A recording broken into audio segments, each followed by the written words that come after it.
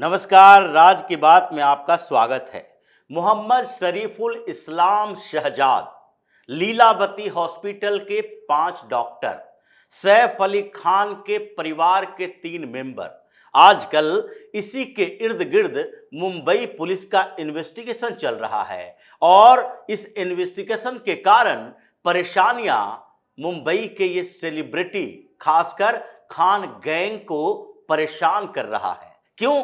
क्योंकि जो छिपाया गया, जो बताया गया और जो इन्वेस्टिगेशन में सामने आ रहे हैं, इसमें बड़े अंतर दिखाई पड़ रहे हैं। सैफ अली खान के ऊपर अटैक हुआ, एक व्यक्ति को गिरफ्तार किया गया, उसका नाम विजय दास बताया गया और जब उसके बारे में जानकारी मिली कि ये विजय दास नहीं है, ये तो शरीफुल इस्लाम, मोहम्मद शरीफुल इस्लाम शहजाद है, तो उसके बाद ये पुलिस के इन्वेस्टिगेशन की दिशा बदल गई। और फिर जब पुलिस ने इस आरोपी को वेरीफाई कर लिया, क्योंकि सवाल पहले यही उठ रहे थे कि ये आरोपी बांग्लादेशी है या फिर हिंदुस्तान का है या फिर ये कोई दूसरा व्यक्ति है, ये आरोपी जिसे पकड़ा गया है वो व्यक्ति नहीं है जिसने अटैक किया है। ये सवाल इसलिए उठ रहे थे क्योंकि मुंबई पुलिस के ऊपर राजनीतिक दबाव था, पॉलिटिकल प्रेशर बना दिया गया था।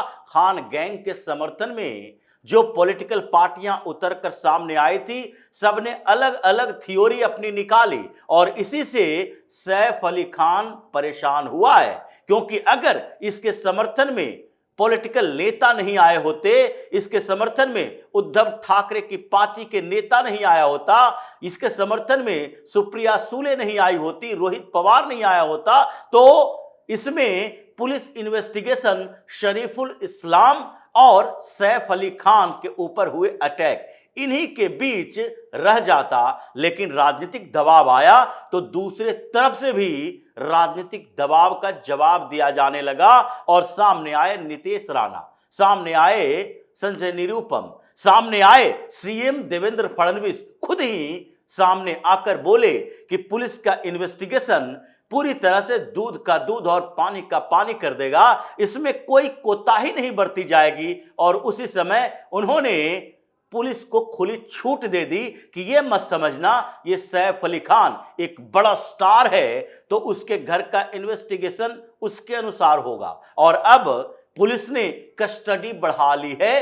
अब कोर्ट ने शरीफुल इस्लाम शहजाद की कस्टडी 14 दिन और बढ़ा दी है। पहले कस्टडी 4 दिन की ली गई थी, फिर 5 दिन उसे बढ़ाया गया और अब 14 दिन की कस्टडी ले ली गई है। क्योंकि एक बात तो पुलिस को पता चल गया कि वो उस घर में था और फुटप्रिंट हो या फिंगरप्रिंट हो या उसके जूते के निशान हो, ये सारे के सारे एविडेंस ये इशारा कर रहा है, उसके फेशियल रिकॉग्निशन भी सामने आ चुका है और एक एक सबूत के आधार पर अब पुलिस ने यह बता दिया है कि इसमें कोई शक नहीं है कि शरीफुल इस्लाम वही है जिसने हमला किया है सैफ अली खान के ऊपर। लेकिन मुंबई पुलिस यह जानना चाहती है कि क्या उसने चोरी के इरादे से हमला किया, चोरी के इरादे से अंदर गया था या फिर इसके पीछे कोई और खेल है, किसी ने उसे भेजा था या किसी ने उसे बुलाया था या किसी के इशारे पर गया था। ये सारे के सारे सवाल अभी हैं, इसलिए उसे जमानत देने के बदले कस्टडी बढ़ाई जा रही है। 14 दिन की कस्टडी फिर से बढ़ाई गई और अब वो पुलिस को कोऑपरेट करेगा, कैसे करेगा, क्या पूछताछ होगी, कैसे वो टूटेगा, इसका इंतजार किया जा रहा है। लेकिन कुछ सवाल मुंबई पुलिस ने दागे हैं और ये अब सैफ अली खान परिवार के 3 लोगों के ऊपर है। ये 3 लोगों के ऊपर ऐसे सवाल दागे हैं जिसके कारण तीनों के तीनों परेशान हैं और चौथा खुद सैफ अली खान अपने बयानों से पलट रहा है। और दूसरी दिशा जो डॉक्टर हैं, लीलावती हॉस्पिटल के डॉक्टर, जिसने कहा सैफ अली खान के ऊपर इतना खतरनाक गंभीर अटैक हुआ, उसके स्पाइनल कोड के पास से 2.5 इंच का छुरे का टुकड़ा मिला है। वो हॉक्स जो कि जिस तरीके से उसके अंदर चाकू घुसेड़ा गया था, उससे लगता था कि यह जानलेवा हमला है। उसके गर्दन पर कटे के निशान, 6-6 बार हमला किया गया। सैफ अली खान उससे भी नहीं डिगे। वो हॉस्पिटल में शेर की तरह घुसे थे। ये असली हीरो हैं। ये जो बड़ी बड़ी बातें लीलावती हॉस्पिटल का डॉक्टर कर रहा था, वो अब बैकफुट पर है और उन्हीं लोगों के बयान, उसकी जांच और पुलिस के दायरे में वो भी आ गए, वो घेरे में हैं। लेकिन खैर, सबसे पहले परेशानी बढ़ी है सैफ अली खान के उस स्टेटमेंट से, जिसने सैफ अली खान ने खुद कहा कि जब हम उसे पकड़े तो उसने हमसे हमारे ऊपर चाकू से हमला किया, और जब चाकू से हमला किया तो मेरी पकड़ ढीली हो गई, जिसके कारण उसे और हमला करने का मौका मिल गया। और जो हमला किया गया वो अलग अलग जगहों पर किया गया। लेकिन पुलिस ने एक और सवाल किया कि आपने पकड़ा कैसे, आगे से, पीछे से? और जब एक बार पकड़ लिया और आपको उसको छुड़ाने के चक्कर में उसने चाकू से हमला किया, तो जब आपने पकड़ा था तो और लोग कहां थे? आपके घर में जो काम करने वाले लोग हैं वो कहां थे? क्या उसी कमरे में थे? क्या उसने आपको कोऑपरेट नहीं किया? जब पकड़ में वो आ गया तो उसके बाद दूसरे लोगों ने क्या उसके पास जाने की जहमत नहीं उठाई? क्या आप अकेले लड़ते रह गए? या फिर जब आप पीछे से पकड़ेंगे तो फिर उसके हाथ के ऊपर पकड़े थे, उसके हाथ के नीचे पकड़े थे, कमर के पास पकड़े थे, जिससे कि उसका हाथ फ्री मिल गया? या फिर जब उसने पहला हमला किया तो कहां पर लगा था? खरोच आई थी या ज्यादा गहरा जख्म था? इस सवाल का जवाब अब सैफ अली खान नहीं दे पा रहे हैं, क्योंकि हमले के बाद से जो कपड़े चेंज किए और जो कपड़े की रिकवरी हुई है उससे भी कुछ नए सवाल खड़े हो रहे हैं। लेकिन सबसे पहला उसके घर के अंदर के सवाल खड़ा हुआ करीना कपूर खान को लेकर। करीना कपूर खान उस समय बेडरूम में सैफ अली खान के साथ थी या नहीं थी? क्योंकि शुरुआती दौर से यह तो माना जा रहा था कि सैफ अली खान पर हमला हुआ, वो बाहर निकला, हॉस्पिटल गया, लेकिन करीना कपूर उनके साथ नहीं थी। पहले यह बताया जाने लगा कि करीना कपूर किसी नाइट पार्टी में थी और अपने कुछ दोस्तों के साथ वो पार्टी में ही ज्यादा देर तक रुकी थी। लेकिन जब यह 2:30-3 बजे की घटना है तो उस समय के बाद 1-2 दिन के बाद ही करीना कपूर ने कुछ बातें करनी शुरू कर दी और वो कहना शुरू कर दिया, नहीं, वो उस समय बेडरूम के अंदर थी। लेकिन अब पुलिस का सवाल यही है कि करीना कपूर अगर बेडरूम के अंदर थी तो वो बाहर क्यों नहीं निकली?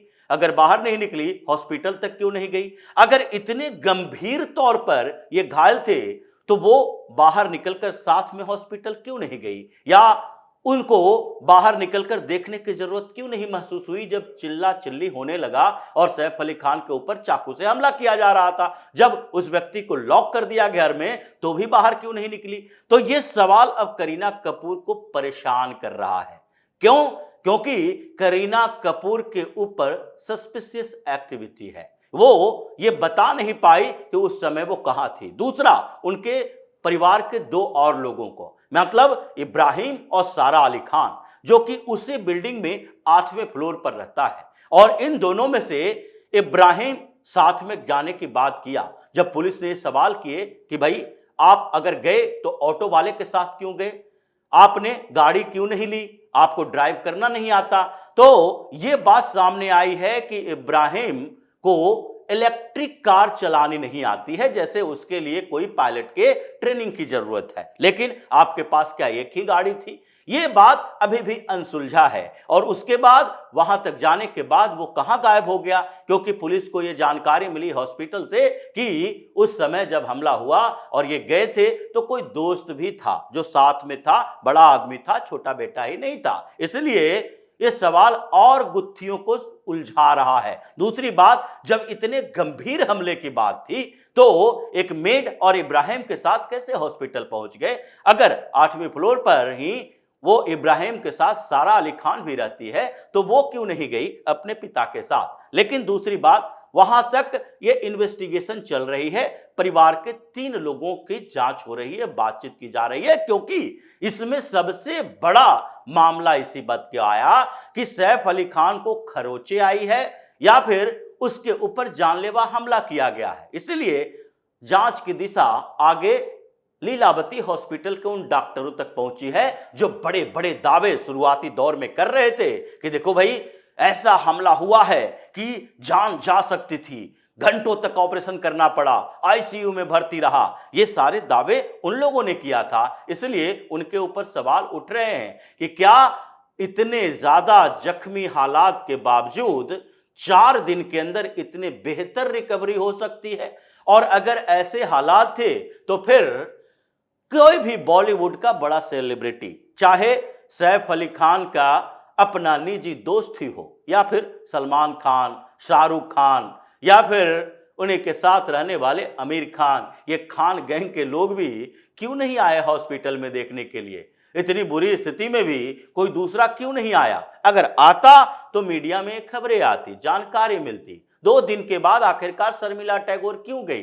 करीना कपूर क्यों नहीं दिखी? उसके सारे परिवार के लोग हॉस्पिटल में जाकर देख क्यों नहीं रहे थे? अगर इतनी गंभीर स्थिति थी तो इसमें एक प्रोपेगेंडा का एंगल आया है कि क्या डॉक्टरों के साथ इन लोगों की सेटिंग थी कि बढ़ा चढ़ाकर बताओ, ताकि आने वाले फिल्म के लिए एक प्लॉट तैयार हो कि सैफ अली खान पीड़ित हो, ये विक्टिम कार्ड खेले, क्योंकि हमारे ऊपर हमला हुआ है, लोगों को इस पर दया आए, आगे आने वाले फिल्मों के लिए प्रोपेगेंडा तैयार किया जाए। और जब यह सवाल उठता है कि जब आप हमले को गंभीर बता रहे हो, तो सवाल यह भी उठता है कि हमला ही क्यों करवाया? हमला किसी ने किया या करवाया गया? यह भी प्रोपेगेंडा का ही एक तरीका है। इसलिए सैफ अली खान के परिवार के 3 सदस्य, करीना कपूर, सारा अली खान, इब्राहिम खान, ये तीनों पर इन्वेस्टिगेशन चल रहा है। शरीफ उल इस्लाम अभी 14 दिन की कस्टडी ली गई है उसकी, और उससे पूछताछ अभी पुलिस कर रही है इस बात के लिए कि एंट्री कैसे मिली। ये तो अब साबित नहीं करना है कि ये वही शख्स है, लेकिन ये साबित करना है कि आगे क्या, कैसे, तुम गए कैसे, किसने सहायता की। अब एक और बड़ा सवाल मुंबई पुलिस के दिमाग में चल रहा है कि ये जो रिकवरी हो रही है उसके बारे में जानकारी नहीं दी गई, क्योंकि जितने फॉरेंसिक रिपोर्ट हैं, चाकू की गहराई, कपड़े के जितने फटे हुए हैं, जहां जहां निशान पाए गए हैं, उन सब की जानकारी के बाद जो मेडिकल रिपोर्ट आई है, मेडिकल रिपोर्ट अलग थी और लीलावती हॉस्पिटल में ट्रीटमेंट अलग था।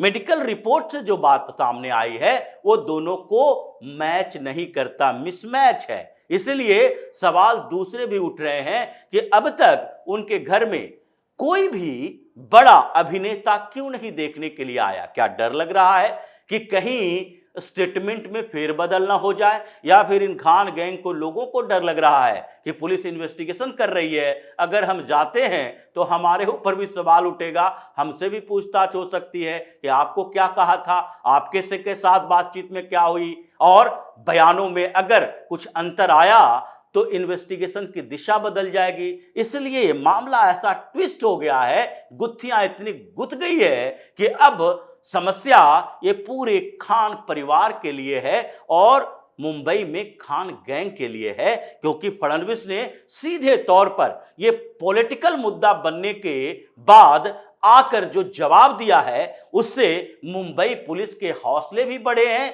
और फिर इन लोगों की समस्या भी बढ़ती जा रही है। तो इसी तरह की खबरों के साथ फिर से हाजिर होंगे, तब तक के लिए बने रहिए हमारे साथ और देते रहिए हमें सहयोग, ताकि इसी तरह की खबर हम आपके लिए लाते रहे। धन्यवाद।